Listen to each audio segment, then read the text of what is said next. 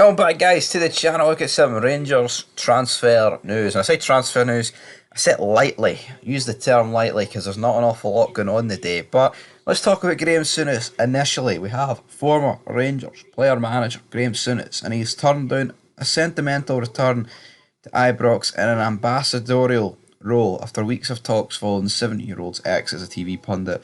Of course, there's conflicting reports whether or not he gets sacked for Sky or they let him go or he wanted to go. Personally, it doesn't really matter. We just wanted to get him in, but he's turned it down. I don't know why, but he's 70. Probably just doesn't really want to be in the limelight. Wants to probably sit at home, put on the telly, and watch the football. Because who doesn't want to just do that? Who doesn't want to? Nah, you want to be there. You want to be in about the action. Come on, Graeme. Come on, son. Play the game. Get down there. You have to do it. In other news, though, despite reports that a $4 million offer from the Middle East had been made for Zambia forward Fashion Sakala, no firm bid has been made despite interest in the 26-year-old, who has stated his desire to kick on with current club Rangers. I mean, no real surprise here. We seem Scott right. We thought there was a £4 million bid. Nothing really official about it. You see Taverniers linked with a move to Saudi Arabia.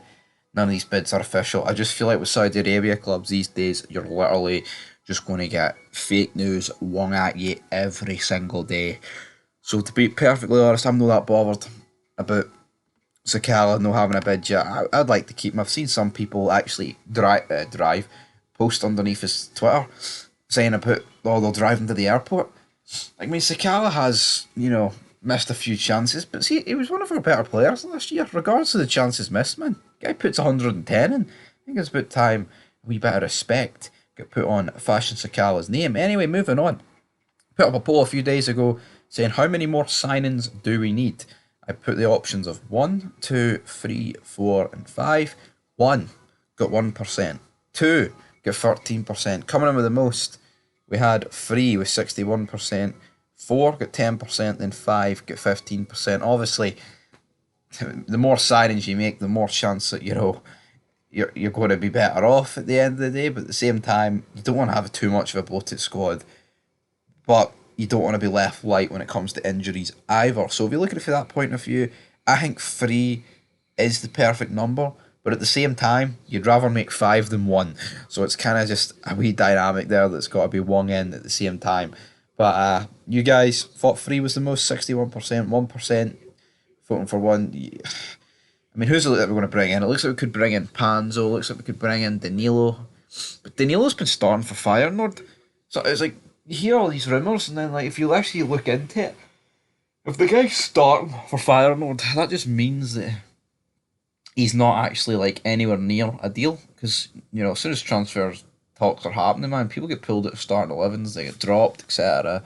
They get time to themselves. But with this guy, I'm not too convinced, troops, that this deal's anywhere near done. There's talk of a 6.5 million bid coming in. Hopefully that is true, and hopefully we can put this Cholak money to good use. And it's actually weird to think Cholak's left the club a year in, and he's away. Can't really say I blame him, because I don't think he was part of Beale's plans, but is what it is. And the final bit of news today, guys, is the fact that Hagi has been linked with numerous Serie clubs, looking like 3.5 million. I mean, his value seems to be going down every couple of days at this rate. And I've seen some people on Twitter as well saying, controversial opinion, but I'd rather Hagi than Sakala.